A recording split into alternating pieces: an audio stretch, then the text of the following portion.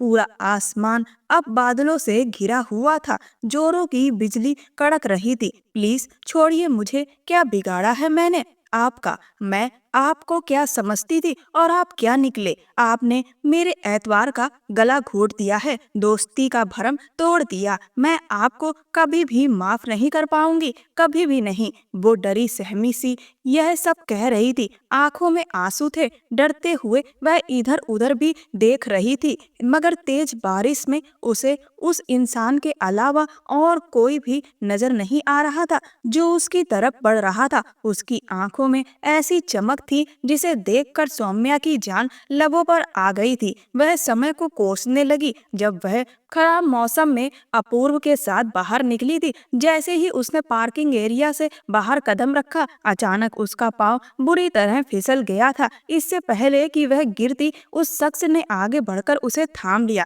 सफेद यूनिफॉर्म तेज बारिश में पूरी तरह भीग चुकी थी। दिसंबर महीने की बारिश थी और बारिश का ठंडा पानी उसके वजूद को बुरी तरह कांपने पर मजबूर कर गया था। उसके होंठ ठंड की वजह से बुरी तरह कांप रहे थे। वह अभी उसे अपनी बाहों में लिए खड़ा था। इस वक्त वह कुछ ऐसी स्थिति में थी कि अगर वह खुद को शख्स से छुड़ाने की कोशिश करती तो यकीनन जमीन पर गिर जाती। डर के मारे उसने अपनी आंखें बंद कर रखी थी, पर जब उसे एहसास हुआ कि किसी की मजबूत बाहों ने उसे पकड़ रखा है तो एक झटके से उसने अपनी आंखें खोली दी। जैसे ही उसने आंखें खोली, सामने वो नजरें देखकर असहज हो गई। वो बड़ी गहराई से देख रहा था। डर के मारे उसका चेहरा सफेद पड़ गया। उसने खुद को दूर करने की कोशिश की, लेकिन अगले ही पल उसने उसे थाम लिया।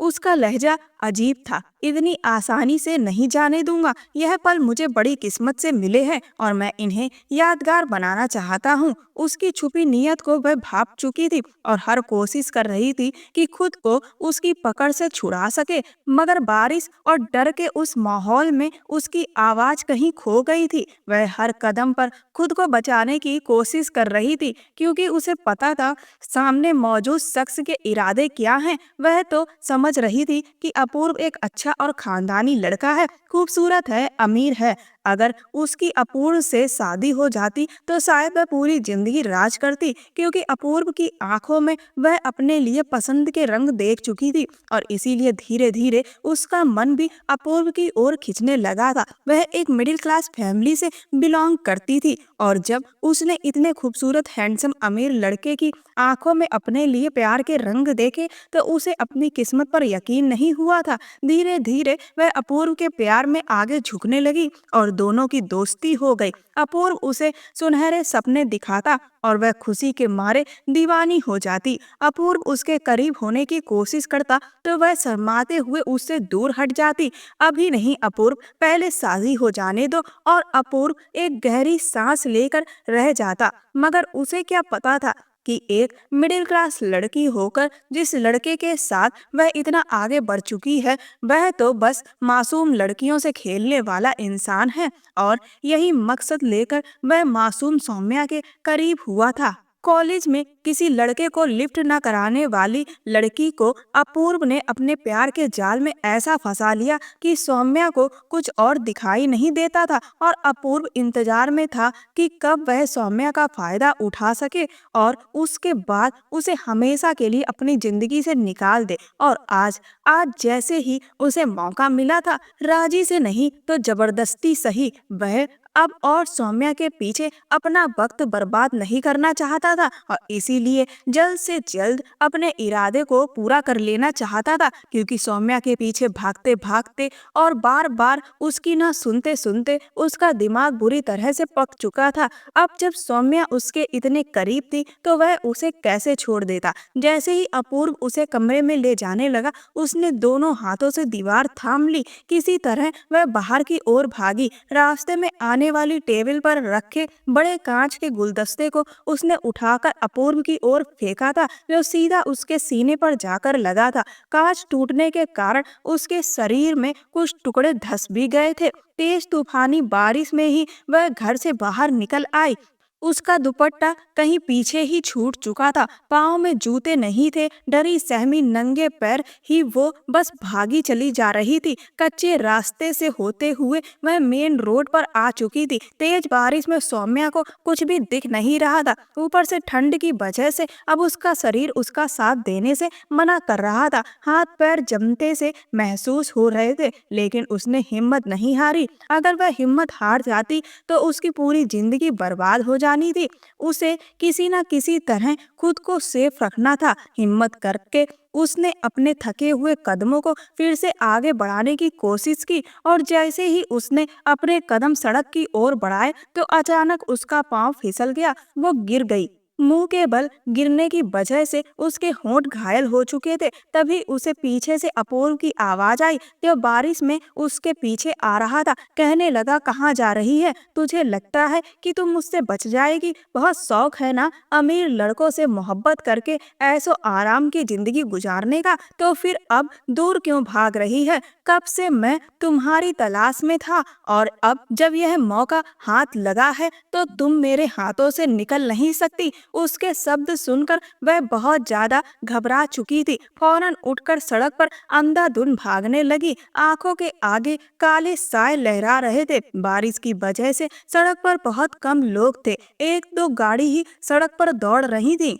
अभी वह भाग रही थी कि उसे एक गाड़ी आती दिखाई दी, और जल्दी से उसने गाड़ी को हाथ दे दिया। गाड़ी वाले ने भी सड़क पर रोती हुई उस लड़की को देखकर गाड़ी की स्पीड धीमी कर दी, और वो आकर सीधे गाड़ी के बोनट पर गिर गई और रोते हुए कहने लगी, प्लीज हेल्प मी, मुझे बचाइए, वो मेरी जान, प्लीज मदद कीजिए मेरी। वह सीधा खिड़की की ओर आई थी। जब खिड़की नीचे हुई तो सामने बैठे शख्स को देखकर सौम्या कुछ पल के लिए बुरी तरह हड़बड़ाई थी, क्योंकि गाड़ी में एक बेहद अजीब हुलिये वाला लेकिन बेहद खूबसूरत नौजवान बैठा था। उम्र 27-28 साल, लेकिन हुलिया सौम्या को बेहद अजीब लगा था, क्योंकि उंगलियों में ढेर सारी अंगूठियां थीं, कलाइयों में एक मोटा सा ब्रेसलेट था, गले में मोटी सी चैन, घुंघराले घने बाल जो बिखरी आवाज में भी उसकी पर्सनालिटी पर खूब जम रहे थे। लेकिन इस बात में कोई शक नहीं था कि इतने अजीब हुलिये के बावजूद भी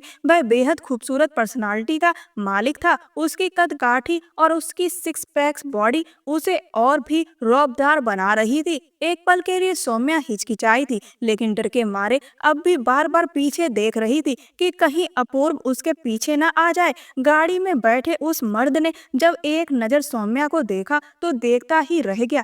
उसका मकसद इतनी जल्दी पूरा हो जाएगा उसे यकीन नहीं आ रहा था। उसके लबों पर एक हल्की सी रहस्यमयी मुस्कान आई थी। उसने गौर से सामने खड़ी ठंड और डर से कांपती हुई नाजुक सी लड़की को देखा था। होंठों से बहता हुआ खून जो पानी के साथ उसकी गर्दन की ओर जा रहा था। यूनिफॉर्म जो पूरी तरह भीग चुका था। साफ लग रहा था कि वह कॉलेज की स्टूडेंट है। कहने लगा, आप आइए, मेरी गाड़ी में बैठ जाइए, मैं सुरक्षित आपको आपके घर तक छोड़ दूंगा। सौम्या को समझ नहीं आ रहा था कि वह उस पर भरोसा करे या ना करे, क्योंकि शक्ल से तो वह बिल्कुल भी शरीफ नहीं लग रहा था।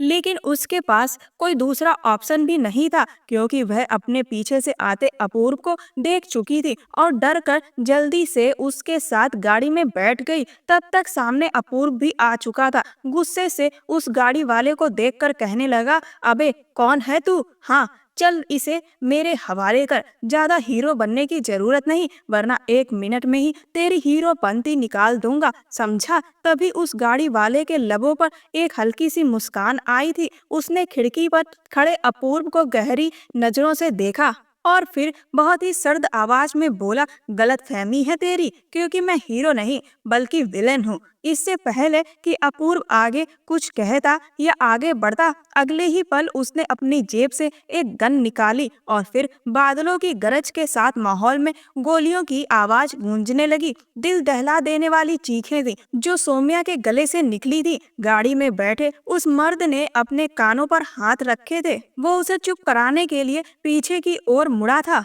तब तक वो एक और चीख के साथ बेहोश हो गई। उसके बाद क्या हुआ उसे कुछ भी याद नहीं था। कई घंटों तक वह बेखबर सोती रही। जब उसकी आंख खुली तो सिर में दर्द की टीसें उठ रही थी। धीरे धीरे उसने आंखें खोलकर देखा तो सामने एक अजनबी सी छत थी जिस पर हल्का हल्का एक पंखा चल रहा था। आंखें मूंद कर उसने फिर से खोली। उसे लगा शायद वो एक सपना देख रही है, मगर यह हकीकत थी। जब तक उसका दिमाग जागा उसे सब कुछ याद आने लगा। एक जगह सिर टिकाए उसने आसपास देखा। यह घर, यह कमरा उसका नहीं था, बल्कि कोई अजनबी जगह थी जहां लगातार सिगरेट की बदबू आ रही थी। आंखें मूंद कर उसने खुद को रिलैक्स करने की कोशिश की और धीरे से जैसे ही आंखें दोबारा खोली तो सिर पकड़कर उठी। ऊपर पड़ा हुआ कंबल हटाकर उसने अपने पैर नीचे किए थे कि तभी उसे एक दूसरा झटका लगा था। उसे लगा कि जैसे पूरा कमरा गोल गोल उसकी आंखों के सामने घूम गया है, क्योंकि उसने अपने शरीर पर दूसरे कपड़े देखे थे। घबराकर उसने जल्दी से पूरा कंबल हटाया और खुद को देखने लगी। इस वक्त वो लेमन कलर के ढीले ढाले टॉप और वाइट ट्राउजर में थी। अचानक उसके हाथ अपनी धड़कनों पर गए थे और उसका दिल धक से हुआ। उसकी आंखों में आंसू आ गए। यह कपड़े उसके नहीं थे, वह तो स्कूल की यूनिफॉर्म में थी। फिर यह कपड़े, वो रोते हुए घबराई थी, दरवाजे की तरफ तुरंत भागी। क्या हुआ था उसके साथ और यह घर किसका था? वो रोती हुई खुद से ही सवाल करती दरवाजे को बजाने लगी। जब दरवाजा खुला तो सामने वही लड़का था जो उसे बड़ी ही गहरी और शरारती नजरों से देख रहा था, जैसे कुछ घंटे पहले उसे देख चुका हो। वह 2 कदम पीछे हटी, घबरा कर कपकपाते हुए होंठों से कहने लगी, कौन हो तुम? मैं कहाँ हूँ? मुझे घर जाना है। क्यों लेकर आए हो मुझे यहाँ? उसे यूं हड़बड़ाया हुआ देखकर वह कहने लगा, इतनी परेशान क्यों हो? बैठो आराम से, फिक्र करने की कोई जरूरत नहीं है। तुम सुरक्षित हाथों में हो और वैसे भी तुम तो गोली चलने की आवाज सुनकर बेहोश हो चुकी थी। भला मुझे यह कैसे पता होता कि तुम्हारा घर कौन सा है? और मैं कोई अंतर्यामी नहीं हूँ जो तुम्हारे बताए बगैर तुम्हारे घर का पता मालूम कर लेता और तुम्हें तुम्हारे घर छोड़ देता। अब जब बेहोश थी तो तुम्हें मजबूरन अपने घर लेकर आना पड़ा और तुम हो कि मुझे थैंक यू बोलने की बजाय मुझसे सवाल जवाब कर रही हो। कमाल करती हो, भलाई का तो जमाना ही नहीं। वो आगे बढ़कर अजीब अंदाज में बोला। सौम्या सोच में पड़ गई। आखिर वो लड़का ठीक ही तो कह रहा था। वो बेहोश थी तो उसे बेहोशी की हालत में अपने घर ही लेकर आता, लेकिन अपने आप को देखकर फिर उसके दिल की धड़कनें तेज हुई थी।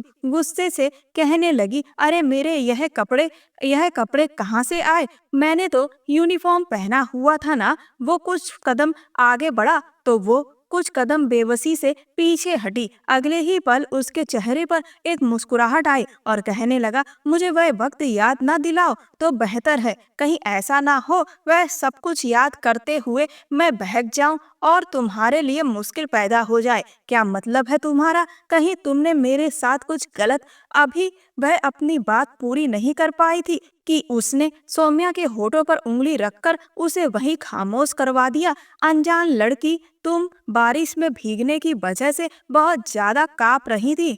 ठंड की वजह से तुम्हारा पूरा शरीर नीला पड़ने लगा था। तुम्हारी बॉडी को गर्मी की सख्त जरूरत थी। ऐसे में तुम्हारे बदन पर वो गीले कपड़े तुम्हें और भी ठंडा करने का काम कर रहे थे और मजबूरन मुझे तुम्हारे कपड़े बदलवाने पड़े। और उन पलों में मैंने कैसे कैसे खुद को संभाला है यह मैं ही जानता हूँ। इसीलिए बेकार में मेरे ऊपर शक करने की कोशिश भी मत करना। कुछ भी गलत नहीं किया था, बस एक जरा सी गुस्ताखी की थी कि इन गुनहगार आंखों ने तुम्हारी खूबसूरती को। कहते कहते उसने शरारत से अपनी एक आंख दबाई थी और अपनी उंगली उसके होठों से हटा ली, जबकि सौम्या का चेहरा शर्म से लाल हुआ था। बेशर्म इंसान, तुम्हें शर्म नहीं आई एक अनजान लड़की के इतना करीब आते हुए? अरे इसमें शर्म वाली कौन सी बात है? यह तो हमारे संस्कार कहते हैं कि किसी की जान बचाने के लिए तुम्हें किसी भी हद तक जाना पड़े तो चले जाओ। और फिर मैंने तो कोई भी हद पार नहीं की थी। तुम्हें बुखार हो चुका था और पिछले 15 घंटे से तुम बेहोश पड़ी हो। अब जाकर तुम्हें होश होश आया है, डॉक्टर बुलाकर तुम्हें दवाई भी दिलवाई, तुम पर अच्छा खासा पैसा खर्च हो चुका है मेरा। पता नहीं अमीरों के बुखार भी अमीरों वाले होते हैं जो सस्ती दवाई से ठीक ही नहीं होते। पहले अपनी गली के नुक्कड़ वाले डॉक्टर को लेकर आया था, लेकिन नहीं, बुखार कम होने का नाम नहीं ले रहा था। और फिर मजबूरन शहर के सबसे महंगे हॉस्पिटल से एक बड़े डॉक्टर को लेकर आया था। उसने चेक किया, कुछ इंजेक्शन लगाए, कुछ ड्रिप लगाई, उसके बाद ही तुम्हारा बुखार कम हुआ था। वो एकदम से उखड़कर बोला, जैसे जताना चाहता हो कि उसने उसके कपड़े बदलकर कोई बड़ा एहसान किया था। एक गहरी सांस छोड़कर सौम्या उसे देखने लगी। शर्म से उसका चेहरा लाल हो रहा था। आज तक उसने किसी के सामने अपने आप को यूं इस हालत में नहीं आने दिया था, जबकि वह सामने खड़ा अनजान गैर मर्द उसे पूरी तौर पर देख चुका था। उसे उसकी कोई भी बात सुनाई नहीं दे रही थी, ना अपने बुखार वाली बात, ना डॉक्टर वाली बात, और ना अपने ऊपर खर्च किए हुए पैसों की बात। उसके दिमाग में बस एक ही बात घूम रही थी कि इस अजनबी ने उसके इतना करीब आकर उसे देखा था। वो गुस्से से कहने लगी, आपको कोई हक नहीं था कि आप मेरे कपड़े बदलते, चाहे मैं मर भी जाती। आपने ऐसा क्यों किया? आपको शर्म नहीं आई थी मुझे देखते हुए? आप अपनी आंखें भी तो बंद कर सकते थे ना, या फिर आप कमरे की लाइट बंद कर लेते। वो गुस्से से आंखों में आंसू लिए बोली, और वो अगले ही पल कहने लगा, अरे यार, पहले कमरे की लाइट बंद करके ही तुम्हारे करीब आया था, लेकिन फिर सोचा अगर अंधेरे में मेरे हाथ कहीं इधर उधर टच हो गए और मैं खुद पर काबू खो बैठा, तो इसीलिए मैंने लाइट ऑन कर ली। फिर आंखें भी बंद की थी, लेकिन मुझे कुछ भी दिखाई नहीं दे रहा था, और मजबूरन मैंने आंखें खोलकर सारा काम किया। और अब बस यह फालतू के सवाल जवाब बंद करो। तुम बार बार वही बातें करके मुझे वो सब कुछ दोबारा से याद दिला रही हो जो मैं याद करना नहीं चाहता, और वैसे भी वो सब कुछ करना मेरी मजबूरी थी। मेरे घर पर थी तुम, मर जाती तो मेरी जिम्मेदारी लगती, और मैं तुम्हारा खून अपने सर पर लेना नहीं चाहता। वैसे भी बहुत सारे खून मेरे सर पर हैं। कहते कहते वह खामोश हुआ था, जबकि सौम्या बेबसी से सामने खड़े उस लड़के को देख रही थी, जिसकी नजर में इतनी बड़ी बात की कोई अहमियत नहीं थी। चुपचाप उसने अपने हाथों से अपने आंसू पोंछ लिए। उसे आंसू बहाते देख वो बुरी तरह झिलझिलाया था। मैडम जी, एक तो मैं अपने सारे काम छोड़कर आपको इस फ्लैट में रख रहा हूँ, बुखार में आपकी देखभाल भी कर रहा हूँ, एक के बाद एक डॉक्टर भी बदल रहा हूँ, ऊपर से आपके नखरे खत्म नहीं होते। इससे तो अच्छा मैं तुम्हें बचाकर ही नहीं लाता। अब तक वह तुम्हें इस्तेमाल करके कहीं फेंक चुका होता। वो बस किसी भी तरह अपनी बातों के जादू से उसे चुप कराना चाहता था, और वह इसमें कुछ हद तक सफल भी हो चुका था। वो चुपचाप सिसकते हुए सोफे पर जाकर बैठ चुकी थी, और उसने गहरा एक सुकून का सांस लिया था। तुम बैठो, मैं तुम्हारे लिए कुछ खाने को लेकर आता हूँ। वह कमरे से बाहर चला गया, और वह गहरी सांस लेते हुए गुजरे वक्त के बारे में सोचने लगी। अपूर्व को याद करते ही उसकी आंखें फिर से भीगने लगीं। 15 घंटे उसके दिमाग में एकदम क्लिक हुआ। उस लड़के ने कहा था कि वह 15 घंटे से बुखार में थी और बेहोश थी। वो 15 घंटे से अपने घर से गायब है। मम्मी पापा का क्या हाल हुआ होगा? वो बुरी तरह बेचैन हुई थी। मुझे घर जाना चाहिए। वो जल्दी से उठकर खड़ी हुई, तभी वह दोबारा से कमरे में आता हुआ दिखाई दिया। कमरे के सामने ही बाहर ओपन किचन था, जहाँ से वो उसके लिए जूस लेकर आया था। कहने लगा, पी लो, थक गई होगी, सोकर। उसकी ऐसी अजीब बातें सुनकर उसने न चाहते हुए भी एक घूंट ही चुस्का भरा था, और वापस गिलास टेबल पर रख दिया। वो सामने टांग पर टांग चढ़ाए बैठकर कहने लगा, पूरा खत्म करो इसे। मुझे चीजें खराब करने की आदत नहीं है, और यह तुम्हारा जूठा है तो मैं तो इसे पीने से रहा। उसकी डांट सुनकर वह जल्दी से पूरा गिलास खत्म कर चुकी थी। गिलास टेबल पर रखते हुए कहने लगी, मुझे घर जाना है। मैं आपको बताती हूँ कि मेरा घर कहाँ है। प्लीज, मेरे माँ बाप परेशान हो रहे होंगे। और वो अपूर्व, उसका क्या बना? वो लापरवाही से कंधे उचकाकर कहने लगा, टपक गया होगा, और क्या होना था। आज तक कभी मेरे निशाने से कोई बचा है जो वो बचता? रही बात तुम्हारी, तो अभी बैठो, इतनी जल्दी भी क्या है जाने की? अभी तो तुमसे बहुत कुछ हिसाब किताब करने बाकी है। वो जिस अंदाज में बोल रहा था वो एकदम परेशान हुई थी। ना चाहते हुए भी उसे फिक्र होने लगी थी। उसका दिल किसी अनहोनी के एहसास से धड़कने लगा था। ऐसा लग रहा था जैसे वो सुरक्षित हाथों में नहीं है, बल्कि कुछ तो गड़बड़ है। वो जूस का गिलास उठाकर दोबारा किचन में जा चुका था, जबकि वह बेचैनी से वहीं सोफे पर बैठी अपनी उंगलियां मरोड़ती रही। जब वो किचन से निकल कर आया तो एक बार फिर उसने कहा, मुझे घर जाना है, मुझे घर पर छोड़ कर आओ, मैं अब यहाँ और नहीं रह सकती, प्लीज समझने की कोशिश करो।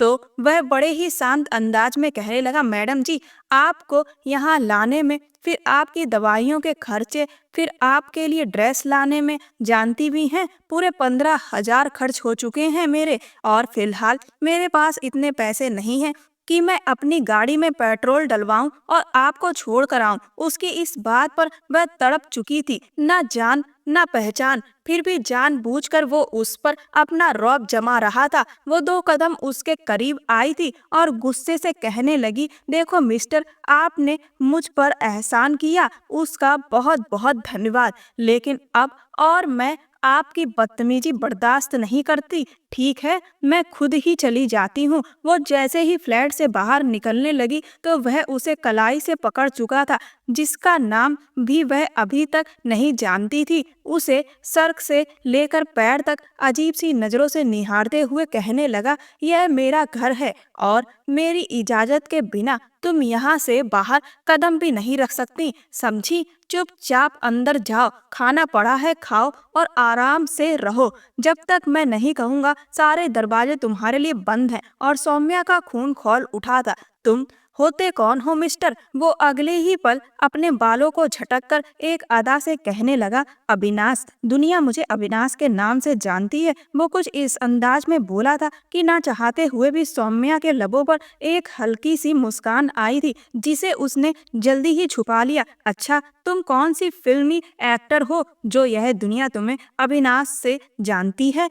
खोलो इस दरवाजे को, मुझे बाहर जाना है। मैं तुम्हारा धन्यवाद कर चुकी हूँ, लेकिन प्लीज अब मेरी हालत पर रहम करो और मुझे जाने दो। वह दोनों हाथ उसके सामने जोड़कर कहने लगी और वह कहने लगा, यह कैसा धन्यवाद है, खाली खाली सा, इतनी आसानी से तो मैं तुम्हें जाने नहीं दूंगा। मेरे 15,000 मुझे वापस करो जो तुम पर मैंने लगाए हैं, मैं तुम्हें अभी के अभी चला जाने दूंगा। कहते हुए वह आराम से सोफे पर पैर फैलाकर बैठ चुका था और अपने मोबाइल में बिजी हो गया, जबकि सौम्या ने गुस्से से उसे घूर कर देखा। सामने ही सोफे पर उसका बैग पड़ा था, जो लगभग गीला हो चुका था। आगे बढ़कर तुरंत उसमें से उसने अपना पर्स निकाला, जिसमें सिर्फ 2,000 पड़े थे। 2,000 लेकर वह कहने लगी, यह लो, पकड़ो 2,000 रुपए, मुझे घर तक छोड़कर आओ, बाकी के पैसे मैं तुम्हें वहीं दूंगी। मगर वो उसे देखकर कहने लगा,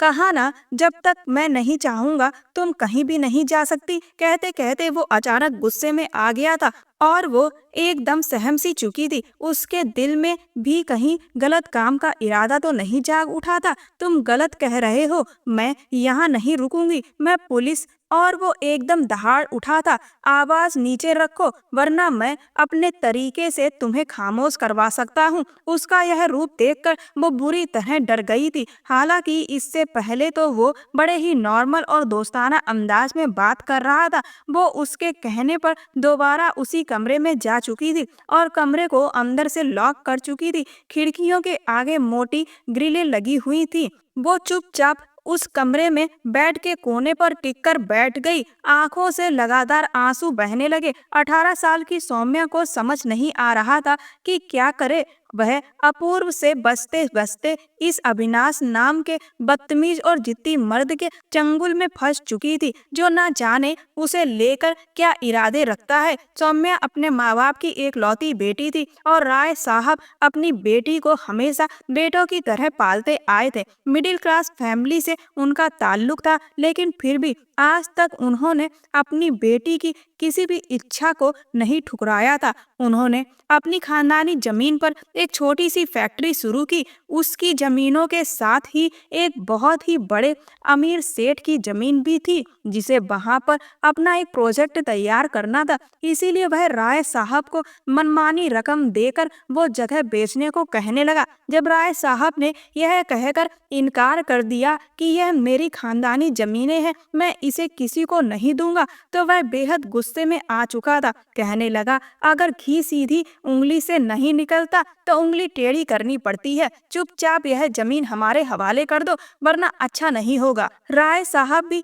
अकड़ चुके थे कि जो करना है कर लो, मैं तुमसे डरने वाला नहीं हूँ। अगर वह यह जमीन उसे दे देते तो उनकी चलती फैक्ट्री बंद हो जाती। उनके हालात जो अब धीरे धीरे बेहतर होना शुरू हुए थे, वह फिर से बिगड़ जाते। इन्हीं दिनों सेठ बाबूलाल ने उन पर केस कर दिया था। झूठे कागजात दिखाकर कहने लगा, यह जगह मेरी है, जिस पर गैर कानूनी तौर पर रॉय ने कब्जा कर रखा है। रॉय साहब बेहद परेशान थे। उनकी बीवी उन्हें लगातार दिलासा दे रही थी कि चिंता मत करो, सब ठीक हो जाएगा। लेकिन रॉय साहब को कुछ भी ठीक होता नजर नहीं आ रहा था। उल्टा सब कुछ हाथों से निकलता हुआ दिखाई दे रहा था। इन्हीं दिनों सौम्या की दोस्ती कॉलेज में एक शहर के अमीर बिजनेसमैन के बेटे अपूर्व से हुई थी। बड़े बड़े वकीलों से भी उसकी बातचीत थी, इसीलिए उसने अपूर्व से मदद लेना चाहिए। वो तो उसे एक अच्छा दोस्त समझ रही थी और यह सपना देख चुकी थी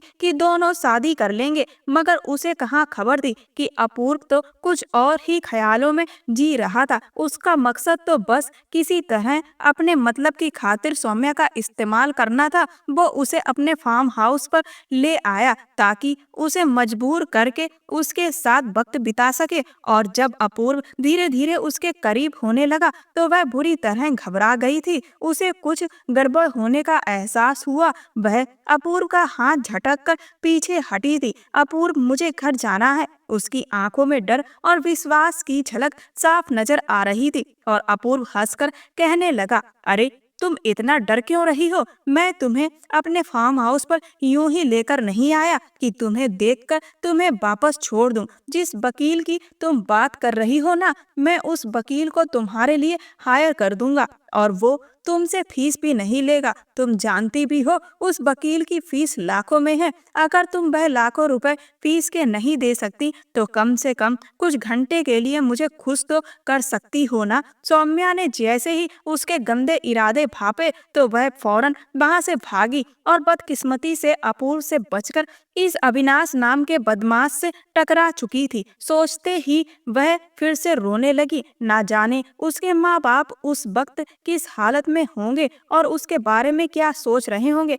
वह पूरे पिछले 15 घंटे से यहाँ बेहोश पड़ी थी। यह सोचकर ही वह रोने लगी। सारी रात यूं ही गुजर चुकी थी। सुबह जब उसकी आंख खुली, उसका सर बुरी तरह से दुख रहा था। पूरी रात उसे सुकून की नींद नहीं आई थी। हालांकि उसने कमरे को अच्छे से लॉक कर लिया था। उसे अविनाश से खुद के लिए खतरा महसूस हो रहा था। चकराते सिर को संभालते हुए वह फ्रेश हुई और फिर सीधे अविनाश के पास गई थी, जो उस वक्त किचन में खड़ा चाय बना रहा था। गुड मॉर्निंग, जाग गई तुम? मैं बस तुम्हारे लिए अभी नाश्ता रेडी करता हूँ। वो उससे ऐसे नॉर्मल अंदाज में बात कर रहा था जैसे वह दोनों न जाने कौन से मजबूत रिश्ते में बंधे हुए थे और बरसों से एक दूसरे को जानते थे, बरसों से एक दूसरे के साथ रह रहे थे। उसे सामने खड़े शख्स पर बेइंतहा गुस्सा आया था। जी चाहा सामने रखा पॉट उसके मार दूं, लेकिन वह सिर्फ सोच सकती थी। इतना बड़ा कदम उठाने के लिए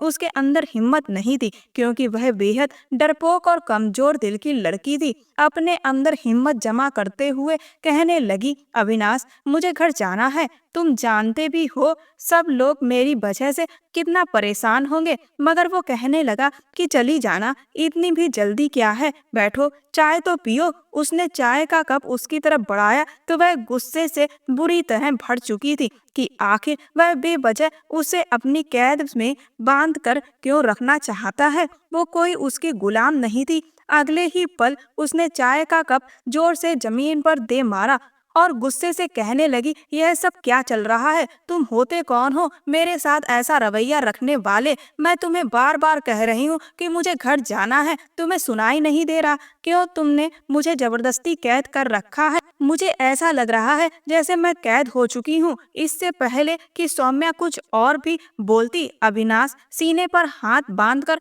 खड़ा हो गया और बड़े ही शांत अंदाज में कहने लगा, हाँ बिल्कुल, तुम किडनैप ही हो चुकी हो। यूं समझो कि एक तरफ कुआं था और एक तरफ खाई। तुम कुएं से निकलकर आई लेकिन खाई में आ गिरी हो। वह गुस्से भरे अंदाज में अपना चाय का कप उठा चुका था और उसका घूंट भरकर बोला तो सौम्या के होश उड़ गए थे। कहने लगी, तुम झूठ बोल रहे हो ना? वो कहने लगा, नहीं मैं झूठ नहीं बल्कि सच कह रहा हूँ। अमर रॉय ही नाम है ना तुम्हारे पापा का? पूरे 50 लाख लिए हैं मैंने तुम्हें किडनैप करने के। मुझे तो लगा था कि तुम्हें पकड़ने में मुझे दिन रात एक करना पड़ेगा, न जाने कैसे कैसे पापड़ बेलने पड़ेंगे, मगर तुम तो खुद ही आकर मेरी गाड़ी से टकरा गई और मेरा काम भी आसान हो गया। यह कहकर वह हंसता हुआ सोफे पर जाकर बैठ चुका था और यह सुनकर सौम्या तो कांप कर रह गई। यह कैसी मुसीबत उसके ऊपर आ पड़ी थी। एक बार फिर वो फौरन दरवाजे की ओर भागी जो खुला हुआ था, जबकि अविनाश उसे दरवाजे की तरफ जाता देखकर भी शांत बैठा था और आराम से चाय के मजे ले रहा था, क्योंकि उसे पता था कि वह उसकी कैद से छूटकर कहीं नहीं जा सकती। जैसे ही उसने दरवाजे के बाहर कदम रखे, अगले ही पल कुछ हट्टे कट्टे बॉडी बिल्डर हाथ में गन लिए उसके सामने आ गए। उन 6 के 6 लोगों ने अपनी गन उस पर तान दी। कहने लगे, यहीं रुक जाओ लड़की, वरना। पीछे अविनाश खड़ा मुस्कुरा रहा था। सौम्या रोने लगी और अगले ही पल गुस्से में आगे बढ़कर अविनाश का कॉलर अपनी मुट्ठी में जकड़ लिया और चिल्लाते हुए कहने लगी, कौन है जिसने मुझे पकड़ने के लिए तुम्हें पैसे दिए हैं? मगर जवाब में अविनाश उसे बाजू से पकड़कर वापस कमरे में ले आया था और जोर से बेड की ओर धक्का दिया। तुम्हारी पहली गलती थी, इसीलिए माफ कर रहा हूँ। आगे से तुम्हारे हाथ मेरे कॉलर तक पहुँचे तो उन्हें जड़ से उखाड़ दूंगा। वो गुस्से से दांत पीसते हुए बोला था, चुपचाप इसी कमरे में रहो, वरना मजबूरन मुझे तुम्हें बंद करके रखना पड़ेगा। मेरे दिल में औरतों की बड़ी इज्जत है और इसीलिए तुम अभी तक सही सलामत खड़ी हो, वरना अब तक न जाने तुम्हारा क्या हश्र कर चुका होता। वो एक बार फिर उसे कमरे में धकेल चुका था। वो बेड पर गिरकर सिसकने लगी थी। कुछ पल के लिए अविनाश उसे खड़ा देखता रहा और फिर टोकरी जिसमें फल रखे थे उसके पास रखकर कहने लगा, यह फल रखे हैं, इन्हें खाओ और आराम से रहो। रात से पहले तुम्हें खाना भी नहीं मिलेगा, क्योंकि मैं बाहर जा रहा हूँ और मेरे यहाँ मेहमान नवाजी करने के लिए कोई नहीं है। मगर वह कमरे में मौजूद फ्लावर पॉट देख चुकी थी। अपनी बात कहकर वह कमरे से बाहर निकलने लगा, लेकिन अगले ही पल आगे बढ़कर सौम्या ने पॉट उठाया और उसका वार सीधा अविनाश के सर पर था। मगर वह पीछे मुड़ते हुए उसका हाथ पकड़ चुका था, लेकिन वार बहुत अचानक हुआ था कि खुद का बचाव करते करते भी उसके माथे पर जख्म हो चुका था। खून बहकर उसकी शर्ट को लाल कर चुका था, लेकिन उसकी आंखों में दर्द के भाव नहीं थे, बल्कि गुस्सा उमड़ आया था। ऐसे छोटे मोटे हमले उसका कुछ भी बिगाड़ नहीं सकते थे। वह एक माहिर खिलाड़ी था। सौम्या को पकड़कर वह दीवार से लगा चुका था। वो उसके इतना करीब था कि उसकी नाजुक धड़कनें अविनाश सुन सकता था। पॉट उसके हाथ से लेकर कहने लगा, हिम्मत भी कैसे हुई तुम्हारी अविनाश का खून बहाने की? इसकी सजा तो तुम्हें भुगतनी होगी। अब तक तुम्हारे साथ बहुत नरमी से पेश आ रहा था, लेकिन नहीं, बहुत जोश है ना तुम्हारे अंदर, और तुम्हारा जोश अब मैं निकालूंगा, क्योंकि तुम ऐसे नहीं मानोगी। तुम्हें अपने तरीके से समझाना पड़ेगा। वह अपने होठों को दांतों से दबाते हुए सौम्या की ओर देखने लगा और फिर अगले ही पल सौम्या के करीब आया। सौम्या उसे दूर करने लगी, मगर तब तक वह अपने अंदर का सारा गुस्सा गालों पर उतार चुका था। प्यार से सौम्या खुद को उससे छुड़ाने लगी, मगर कहाँ वो बॉडी बिल्डर जिसके सामने वह बिल्कुल कमजोर सी जान थी। अविनाश के लबों पर हल्की मुस्कान थी, आंखों में खुमारी के रंग थे। वो लड़की तो वाकई एक नशा थी। जबकि सौम्या की आंखों में आंसू थे। अपने गालों को साफ करते हुए उसने गुस्से और नफरत से अविनाश को देखा था, लेकिन उसके गुस्से की परवाह किए बगैर अविनाश आराम से कहने लगा, दोबारा मेरे सामने चालाकी करने से पहले सोच लेना, अगली बार मैं सिर्फ यहाँ पर बस नहीं करूँगा। और वह पीछे हटी थी, जबकि अविनाश कहकहा लगाकर हंस पड़ा था। अगली बार मुझे गुस्सा दिलाया तो सारी हदें पार कर दूंगा, समझी? और एकदम से उस पर डर सवार हो चुका था। वो उसे फ्लैट में बंद करके जा चुका था। उसके जाने के बाद वह आईने के सामने आकर खड़ी हो गई और अपने गालों को रगड़कर दोबारा से साफ करने लगी, लेकिन अविनाश की मौजूदगी वो अब भी अपने गालों पर महसूस कर रही थी। आंखों से आंसू बहने लगे और फिर आंसू पोंछकर उसने कमरे में इधर उधर नजर दौड़ाई। उसे यहाँ से किसी न किसी तरह निकलना था, लेकिन कैसे उसे समझ नहीं आ रहा था, क्योंकि सारी खिड़कियां सारे दरवाजे बिल्कुल बंद थे। चाहकर भी वह यहाँ से निकल नहीं पा रही थी। आखिर कौन था जिसने उसे पकड़वाया था? बिन चाहे उसके दिमाग में वही शख्स आया जिसके साथ उसके पिता का केस चल रहा था। यकीनन उन्होंने ही अविनाश को कहा होगा। उसे अब अपनी इज्जत पर खतरा महसूस होने लगा था। उसने गुस्सा करके और अपनी ताकत दिखाकर देख लिया था। अविनाश को गुस्से से आग बबूला होकर उसके साथ एक गलत हरकत कर चुका था।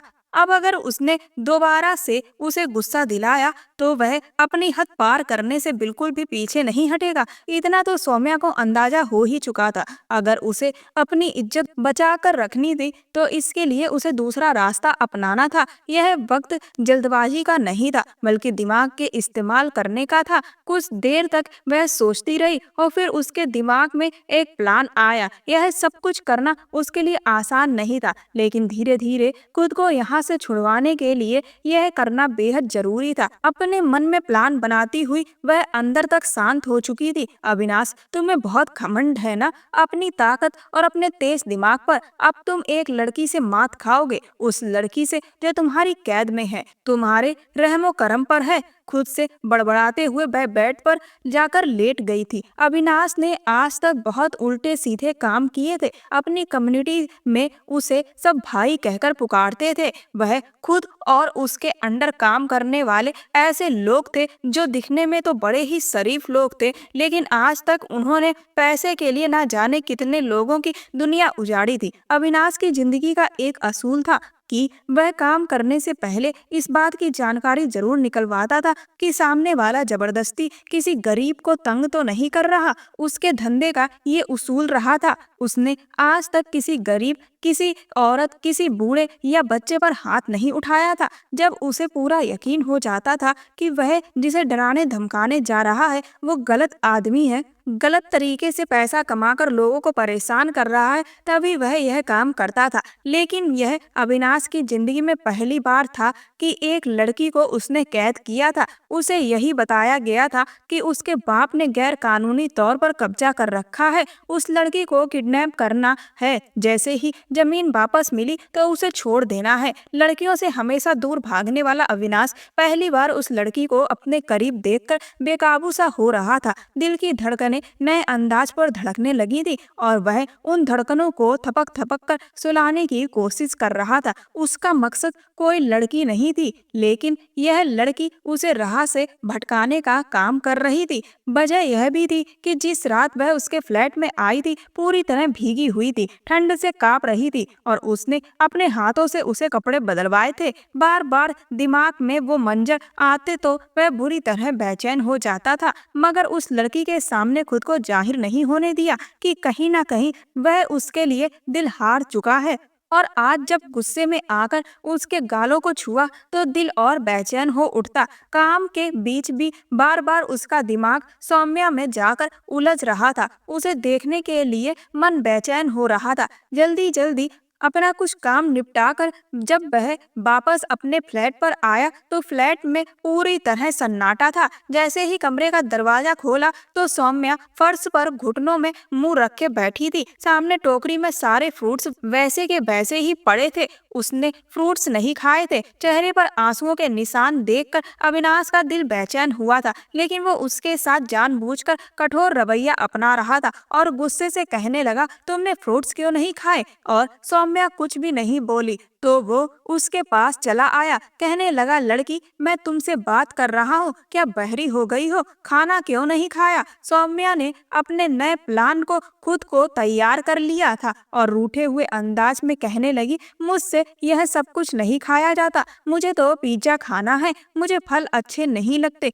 उसके इस मासूम अंदाज पर अविनाश हैरान हुआ था। उसे तो लग रहा था कि वह तूफान बनी बैठी होगी। जिस तरह सुबह वह उसके करीब गया था, उसे काट खाने को दौड़ेगी, लेकिन वह तो बहुत ही नॉर्मल अंदाज में बात कर रही थी, बल्कि उसके बात करने के अंदाज में बड़ा ही अपनापन था। अविनाश के दिल को एक खुशगवार हैरत हुई थी। उसके पास जमीन पर ही दीवार से टेक लगाकर बैठ गया और कहने लगा, तभी तो इतनी दुबली पतली हो, अच्छी चीजें नहीं खानी, जंक फूड खाना है मैडम को। वो उसके दुबले पतले शरीर को देखते हुए हल्के से मुस्कुराकर बोला था और वह उसकी नजरों की तपिश से अपनी नजरें झुका गई थी। उसकी घुमावदार पलकों ने अविनाश के दिल में शोर मचाया था और फिर वह चुपचाप उठकर बाहर चला गया। मगर ठीक आधे घंटे बाद जब आया तो हाथ में पिज्जा और कोल्ड ड्रिंक था। खुद भी उसके साथ ही बैठ गया, क्योंकि अविनाश खुद भी सुबह का भूखा था।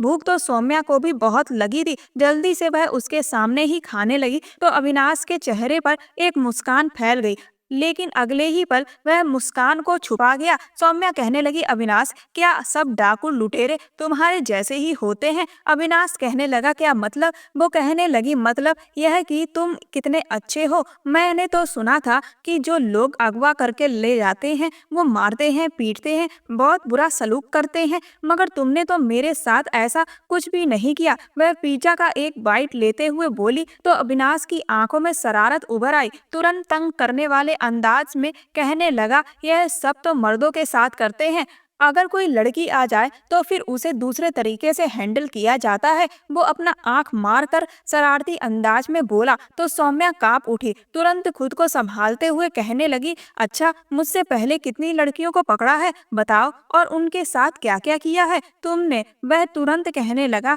आज से पहले किसी लड़की को नहीं पकड़ा, तुम पहली लड़की हो। बातों बातों में वह उससे यह भी उगलवा चुकी थी कि उसके माँ बाप कहाँ हैं। अविनाश कहने लगा, मैं अनाथ आश्रम में पला बड़ा हूँ, इससे ज्यादा मैं तुम्हें कुछ नहीं बता सकता। बस हालात ने मुझे यह शॉर्टकट बताया कि मैं लोगों के जायज कामों में उनकी मदद करूं। यह बात सुनकर सौम्या को समझते देर न लगी कि सेठ बाबूलाल ने उसे बेवकूफ बनाया है। वह तुरंत सारी हकीकत अविनाश को बताने लगी कि वो जमीनें तो उन्हीं की थी, जानबूझकर वो अमीर सेठ वो जमीनें उनसे छीनना चाहता है। यह सुनकर अविनाश एक पल के लिए खामोश हो गया था, फिर कहने लगा, यह सब मुझे पहले नहीं पता था, लेकिन अब तो मैंने सेठ से पैसे लिए हैं और वह पैसे भी खर्च हो चुके हैं, तो अब मजबूरन मुझे तुम्हें अपने पास रखना पड़ेगा। अब खा लिया न तुमने तो चुपचाप सो जाओ। और वह बस एक गहरा सांस लेकर रह गई थी। वह तो बस किसी तरह उसका दिल जीतकर यहाँ से निकलना चाहती थी। 2 दिन और बीत चुके थे। अब उसे कमरे से बाहर आने की आज़ादी मिल चुकी थी, लेकिन फ्लैट के गेट पर एक बड़ा सा ताला लगा कर रखा था और उसने भागने की कोशिश भी छोड़ दी थी। धीरे धीरे वह अब घर के कामों में दिलचस्पी लेने लगी थी। उसने उस फ्लैट की झाड़ पोछ करना शुरू कर दी, साफ सफाई करने लगी। फ्लैट को बिल्कुल एक घर जैसा बना दिया था। उसे देखकर अविनाश बहुत हैरान हुआ था। उस दिन जैसे ही वह उसके कमरे में आया तो वह उस समय बाथरूम से नहाकर निकली थी। दुपट्टे से आजाद वो आईने के सामने खड़ी अपने बालों को सुलझा रही थी। लंबे घने गीले बाल उसे कमर तक भिगा चुके थे। वह आगे बढ़ा और अपना हाथ सौम्या के कंधे पर रख दिया। धीरे से उसके गालों से बालों को हटाया और सौम्या के वजूद में करंट सा लगा था। दिल तो यही चाह रहा था कि वो उसे खुद से दूर झटक दे, मगर नहीं, वो भी चुपचाप खड़ी अपना चेहरा छुपा गई। उसे इस तरह शर्माता देखकर अविनाश के लबों पर मुस्कान आई थी और उसने उसे अपनी ओर घुमाते हुए अपने गले से लगा लिया। उसके चेहरे से हाथों को हटाते हुए उसके चेहरे के खूबसूरत रंग देखने लगा। उसको थोड़ी से ऊपर उठाते हुए बहुत ही प्यार भरी नजरों से उसे देख रहा था। सौम्या, जब से तुम मेरी जिंदगी में आई हो ऐसा लगता है कि मुझे जिंदगी से प्यार हो गया है। पहले तो मैं सिर्फ पेट की भूख शांत करने के लिए पैसा कमाता था, लेकिन अब अब मुझे जीने का एक मकसद मिल गया है। और सौम्या ने मुस्कुराते हुए अपना सर उसके कंधे पर रख दिया। अविनाश, मुझे लगता है कि मुझे आपसे प्यार हो गया है। और यह सुनकर अविनाश को अपने कानों पर यकीन नहीं आया था। न जाने क्यों, मगर अपनों की मोहब्बत को तरसा हुआ अविनाश तुरंत यकीन कर चुका था। कहने लगा, मैंने भी जब पहली बार तुम्हें देखा था तो मैं तुम पर अपना दिल हार चुका था। मुझे नहीं पता था कि एक गुंडे की मोहब्बत क्या होती है, क्या मुझ जैसे व्यक्ति को मोहब्बत करनी चाहिए या नहीं। मगर सौम्या, मैं तुम पर अपना दिल हार बैठा हूँ। कुछ दिन यूं ही गुजर गए। वहीं दूसरी तरफ सौम्या के पापा पुलिस में रिपोर्ट दर्ज करवा चुके थे। हर संभव कोशिश की जा रही थी, मगर सौम्या उन्हें कहीं भी नहीं मिल रही थी। घर में तो एक कोहराम सा मचा हुआ था। 15 दिन गुजर चुके थे। सौम्या की बात पर यकीन करते हुए अविनाश ने सच्चाई का पता लगाने की कोशिश की और वही सच सामने आया जो सौम्या ने उसे बताया था, यानी सेठ बाबूलाल झूठा था। अविनाश को असलियत पता चली तो वह कहने लगा, आज मैं तुम्हें वापस तुम्हारे माँ बाप के पास छोड़ने जा रहा हूँ। रही बात उस सेठ की, तो पता नहीं वो कितने लोगों की जमीनें गैर कानूनी तरीके से हथिया कर अपने पास रख चुका है। उसका भांडा भी मैं आज फोड़ कर रहूंगा। और सौम्या की तो खुशी का कोई ठिकाना नहीं रहा था। वो कहने लगी, तुम सच कह रहे हो ना। उसके चेहरे की खुशी देखकर अविनाश धीरे से मुस्कुरा दिया था। हाँ, बिल्कुल सच। तैयार हो जाओ। और इतनी बड़ी खुशी की खबर सुनकर सौम्या आज सचमुच खुशी के मारे अविनाश से लिपट गई थी। Thank you so much Avinash, मुझे यकीन नहीं आ रहा। यकीन कर लो मेरी जान, मैं तुम पर और जुल्म नहीं कर सकता। मैं अपने पापा से बात करूंगी अविनाश, और फिर वे हमारी शादी करवा देंगे। और अविनाश की आंखों में जिंदगी नाचने लगी थी। वो एक ही पल में ना जाने कितने सपने सजा बैठा था। वो मुस्कुराकर उसे अपनी जीप में बिठाकर उसके घर की तरफ ले जाने लगा। सौम्या का दिल जोर जोर से धड़क रहा था। जैसे ही वह अविनाश के साथ अपने घर पहुंची तो रॉय साहब अपनी बेटी को सामने देखकर खुश होकर उसकी ओर दौड़े। 15 दिनों में ही वह बिल्कुल बूढ़े लगने लगे थे। सौम्या की माँ और उसके पापा उसे खुशी से गले लगा रहे थे। तुम ठीक तो हो ना? अविनाश एक और खड़ा था, उन लोगों को अपनी बेटी से मिलते हुए देख रहा था। वो बस इंतजार में था कि कब सौम्या उसका परिचय अपने माता पिता से कराएगी। तभी रोती हुई सौम्या जो बोली थी, अविनाश को ऐसा लगा जैसे किसी ने उसे आसमान से नीचे फेंक दिया हो। पापा, यह वही व्यक्ति है जिसने मुझे किडनैप किया था, और बाबूलाल सेठ ने इसे मुझे किडनैप करने के लिए पैसे दिए थे। घर के बाहर खड़े पुलिस अधिकारी जो सौम्या की जानकारी लेने आए थे, तुरंत उन्होंने अविनाश को पकड़ लिया। अविनाश उसे जख्मी नजरों से देख रहा था। आंखों में अफसोस और गुस्से के मिले जुले भाव थे। वो बोला, सौम्या, यह सब क्यों किया? तुम यूं मेरे भरोसे के साथ खिलवाड़ नहीं कर सकती। मैंने आज तक किसी पर इतना अंधा विश्वास नहीं किया जितना तुम पर किया था। और तुमने क्या किया? तकलीफ और गुस्से के एहसास में अविनाश की आंखें नम हो गई थी। वह तो बहुत सारे सपने सजा चुका था और वह सपने एक झटके में टूट गए थे। वो तुरंत हंस पड़ी और ताली बजाते हुए बोली, तुमने मुझे 15 दिन तक अपनी कैद में रखा, मेरे माँ बाप को तकलीफ दी, तुम्हारे करीब आना, तुमसे प्यार भरी बातें करना और फिर तुमसे मोहब्बत का इजहार करना, यह सब तो एक ड्रामा था। तुम जैसे सड़क छाप गुंडे से कौन शादी करेगा? तुम जैसे गुंडे से शादी करने से अच्छा तो मैं जिंदगी भर शादी ना करूं। आगे से किसी लड़की को उठाने से पहले 100 बार सोचना। वो तंज भरे अंदाज में यह सब कह रही थी और अविनाश का जी चाह रहा था कि इसी पर उसकी सांसें तन से जुदा हो जाएं। कुछ देर पहले तक जिंदगी बहुत खूबसूरत लग रही थी, लेकिन अब वही जिंदगी उसे एक बोझ की तरह लगने लगी थी। पुलिस उसे पकड़कर ले जा रही थी। अगर वह चाहता तो खुद को छुड़वाकर भाग सकता था।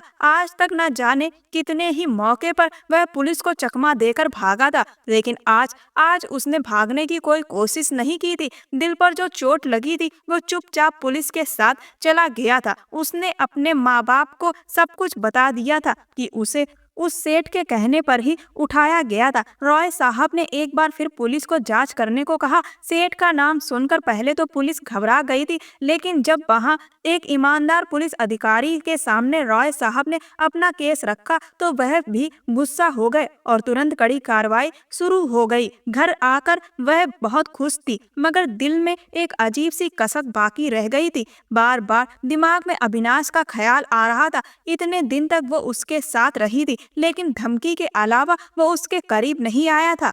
उसने उसका बहुत ख्याल रखा था, वरना इस टाइप के लोग तो कुछ भी कर सकते थे। यहाँ तक कि अविनाश ने उसे अपूर्व से भी बचाया था। अपूर्व से तो लाख गुना बेहतर था अविनाश। वो कैसे किसी के जज्बातों के साथ खेल गई थी, यह सब सोचकर सौम्या को बुरा लग रहा था। साथ ही खुद को समझा रही थी कि वो था ही इसी लायक। पता नहीं कितनी लड़कियों की जिंदगी उसने खराब की होगी, मगर वो अविनाश की उन आंखों को भुला नहीं पा रही थी जो सौम्या को देखते ही चमकने लगती थी। उसकी आंखों की चमक साफ दिखा रही थी कि वह उसकी जिंदगी में आने वाली पहली लड़की है। घर में आए हुए उसे 2 दिन हो चुके थे। उस शाम भी उसे भूख नहीं थी, बस थोड़ा सा खाना खाकर कमरे में आ गई थी। बार बार जी चाहता कि वह अविनाश को जेल से निकलवा दे। अब इतना भी खुदगर्ज और पत्थर दिल क्या होना, यह सोचते हुए वह आंखें बंद करके पता नहीं रात के किस पहर सो गई। तुम पुलिस के हाथ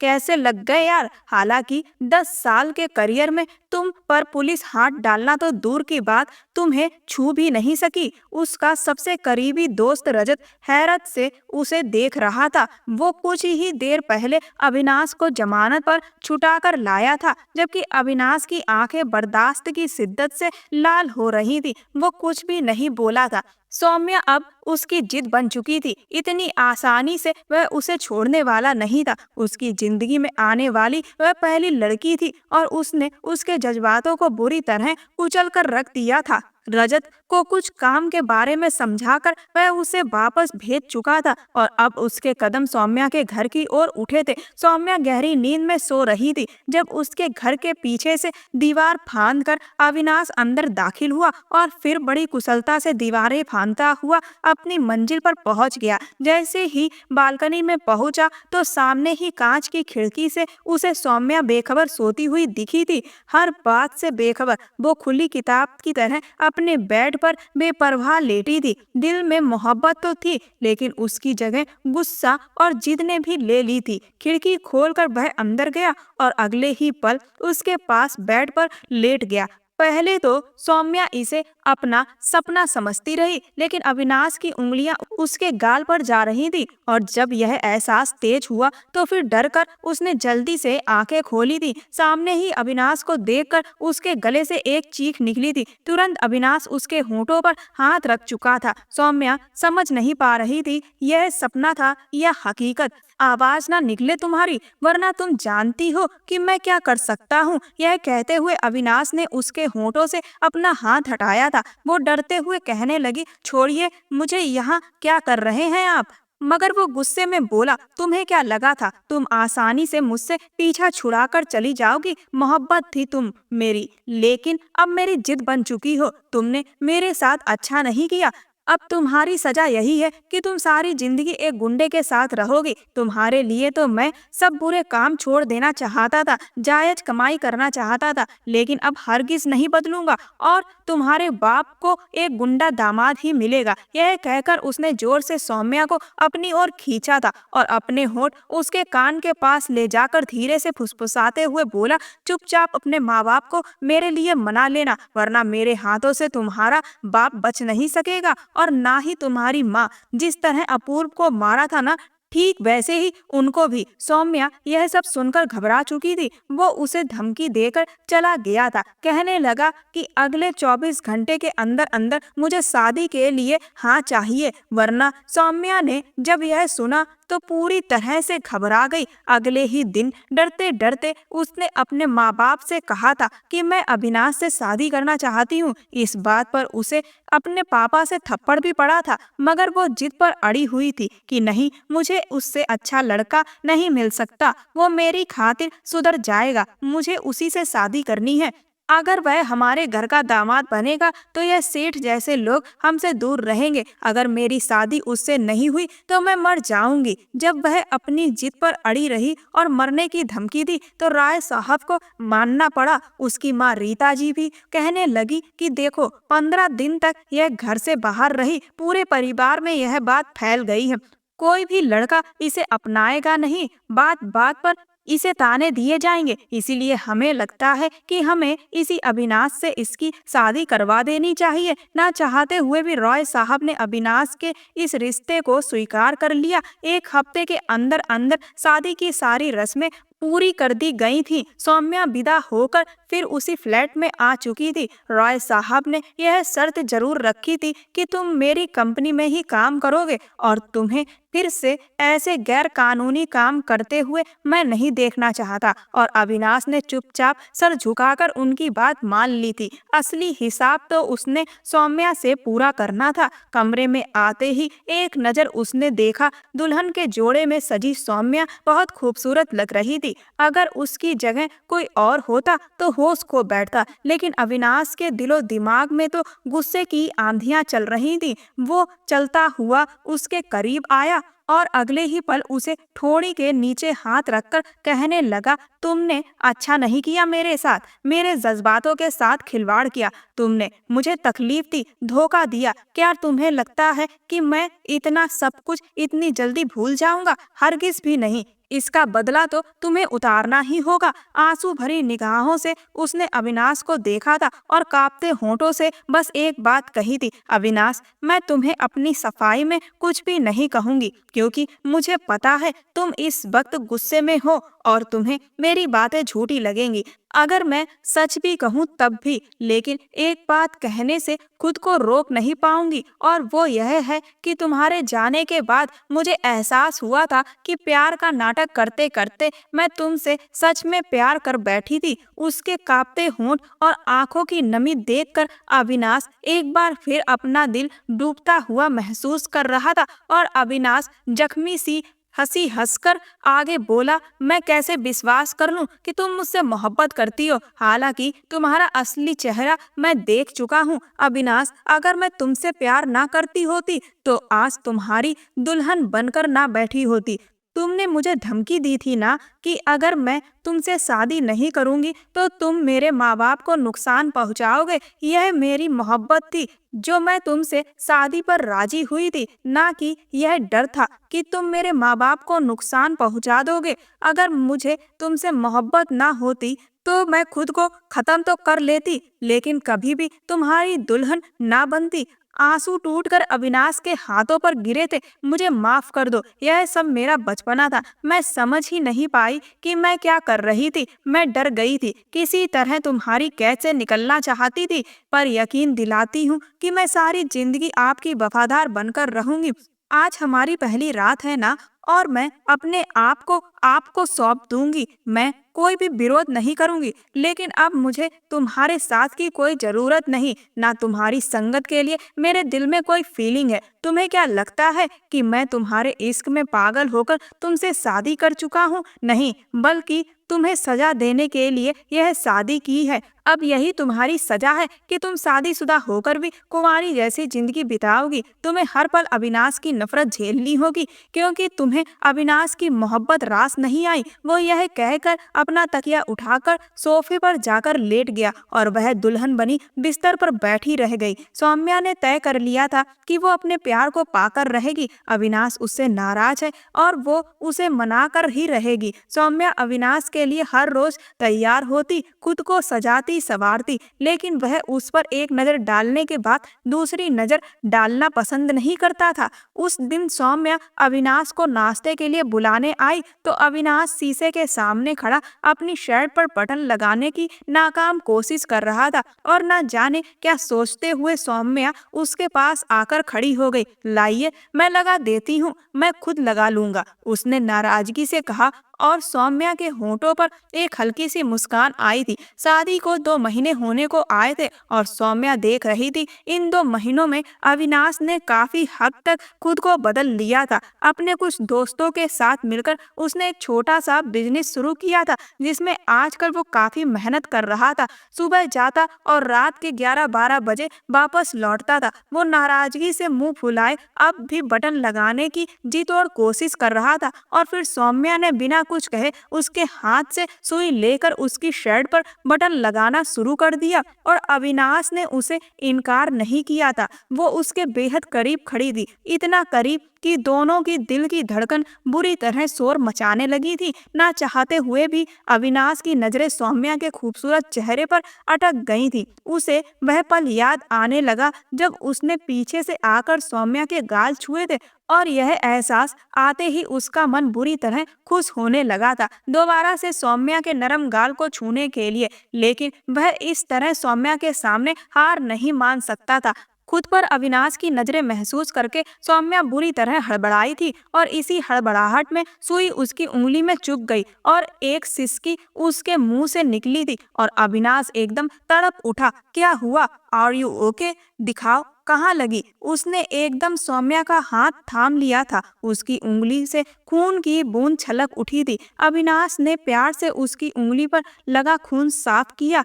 जबकि सौम्या नम आंखों से अविनाश को देख रही थी। उसकी बेचैनी, उसकी तड़प बताती थी कि वह अब भी अपनी सौम्या से प्यार करता है, और यह सोचते ही उसकी आंखों में आंसू आ गए थे। अविनाश की नजरें सौम्या के चेहरे पर फैली मुस्कान पर पड़ी तो उसे अपनी जल्दबाजी का एहसास हुआ था। तुरंत उसने सौम्या की उंगली छोड़ी। ज्यादा दर्द हो तो पेन किलर ले लेना, कहते हुए वह कमरे से निकल चुका था, जबकि सौम्या के होठों पर एक गहरी मुस्कान थी। अविनाश ने अपने प्रभाव का इस्तेमाल करके सेठ बाबूलाल को अच्छा खासा सबक सिखा दिया था। वकील को भी उसने खूब डराया धमकाया था, जिसके बाद केस रॉय साहब के पक्ष में हो गया था। उल्टा उस सेठ ने जिन जिन से जमीनें ली थी वह भी वापस हो गई थी। रॉय साहब खुशी से अपने घर में एक पार्टी रख रहे थे, जिसमें अविनाश और सौम्या भी आए थे। हर कोई अविनाश की तारीफ कर रहा था। आपका दामाद तो बहुत अच्छा है। कोई उसकी हकीकत नहीं जानता था, लेकिन हर कोई यही कह रहा था कि यह तो चांद जैसी जोड़ी है। उस दिन जब वो घर वापस आए तो रास्ते भर सौम्या चोरी चोरी अविनाश को देखती रही। उसका दिल बुरी तरह मचल रहा था अविनाश की मोहब्बत पाने के लिए। वो यह तो जानती थी कि अविनाश भी उससे मोहब्बत करता है, लेकिन अभी फिलहाल गुस्से में है। उसे पता था कि अविनाश का गुस्सा कैसे उतारना है, और यह सोचते ही उसके चेहरे पर एक हल्की सी शर्मीली मुस्कान आई थी, और अविनाश ने कनखियों से उसकी मुस्कान को देखा था। सौम्या ने अलमारी से एक बेहद खूबसूरत नाइटी निकाली, जिसे पहनते ही उसकी खूबसूरती में चार चांद लग गए थे। एक पल के लिए तो वह खुद को देखकर खुद ही शर्मा गई। पिंक रंग की यह नाइटी उस पर खूब जच रही थी। बालों को खुला छोड़ दिया था। एक नजर शीशे पर डाली और खुद पर परफ्यूम स्प्रे करके ड्रेसिंग रूम से बाहर निकल आई। अविनाश की नजर जैसे ही उस पर पड़ी तो वो उसे देखता ही रह गया, लेकिन फिर तुरंत अपना सिर झटक दिया और कहने लगा, अगर तुम यह सब करना चाहती हो तो मैं दूसरे कमरे में जाकर सो जाता हूँ। और वह जैसे ही उठा, सौम्या ने अविनाश का हाथ पकड़ लिया और पीछे से उसे गले से लगा लिया। सौम्या से टकराया तो उसके दिल में एक बेचैनी उठी थी। जज्बात बुरी तरह से मचल उठे। गहरी सांस लेकर उसने खुद को काबू करने की कोशिश की, लेकिन कामयाब ना हो सका। वह सौम्या से नाराज था, लेकिन थी तो वह उसकी पत्नी ही ना, और अब जबकि उसके इतने करीब थी तो कैसे खुद को रोकता। वह सांस रोककर खड़ा रहा, जबकि सौम्या अब घूमकर उसके सामने आई थी। बहुत बुरे हो तुम अविनाश। जिसकी इतनी खूबसूरत बीवी हो वह भला कैसे उससे दूरी बना सकता है। लेकिन अब बस, बहुत तड़पा दिया तुमने मुझे। अगर तुम मुझे जबरदस्ती अपनी बीवी बना सकते हो तो मैं भी जबरदस्ती इस रिश्ते को शुरू कर सकती हूँ। पत्नी हूँ तुम्हारी, कोई गैर नहीं। और सौम्या के शब्द उसके होठों में रह गए थे जब अविनाश ने उसके होठों पर अपनी उंगली रख दी। खबरदार जो खुद को गैर बोला, मुंह तोड़ दूंगा तुम्हारा। और फिर खींचकर सौम्या को उसने अपने गले से लगा लिया था, और जैसे ही उसने सौम्या को अपने करीब किया तो दिल को एक करार सा मिला था। वो सौम्या से प्यार तो बहुत करता था, लेकिन एक जिद लगाए बैठा था कि सौम्या को उसकी गलती का एहसास कराऊंगा। हालांकि गलती तो उसकी भी थी, लेकिन उसने अपनी गलती को सुधारा था और उसे इज्जत के साथ उसके घर छोड़कर आया था। एक झटके से उसने सौम्या को उठा लिया था। पहले से मोटी हो गई हो यार, पहली बार तुम्हें उठाकर लाया था तब इतनी भारी नहीं थी। वो हंसते हुए बोला था, और सौम्या खिलखिलाकर हंस पड़ी। अब जंक फूड खाना जो बंद कर दिया है, इसीलिए उसने बड़े ही प्यार से सौम्या को बेड पर लाकर लिटाया था। फिर दोनों एक दूसरे के रंग में रंग गए। सौम्या की मोहब्बत का असर था कि वह पूरे मन से अपने बिजनेस पर ध्यान देने लगा था। इसके साथ साथ सौम्या को टाइम देना नहीं भूलता था। दोनों की मोहब्बत दिन पर दिन बढ़ती जा रही थी। गुंडों का गैंग तो उसने कब का छोड़ दिया था, लेकिन अभी भी अगर कोई सेठ जैसा शख्स किसी शरीफ इंसान को तंग करने की कोशिश करता तो वह तुरंत पहुंचकर उसे सबक सिखा देता था। अविनाश अब सौम्या के साथ प्यार भरी शराफत भरी जिंदगी जीने लगा था। प्यार उसे शराफत के रास्ते पर ले आया था। दोस्तों, इस तरह से अविनाश को सौम्या के रूप में अपनी सच्ची मोहब्बत मिल गई थी। आपको ये प्रेम कहानी कैसी लगी, हमें कमेंट सेक्शन में जरूर बताएं। साथ ही साथ मेरे चैनल को सब्सक्राइब कर वीडियो को लाइक जरूर कर दें, जिससे ऐसी ही खूबसूरत प्रेम कहानियां आपको सुनने को मिलती रहें। धन्यवाद।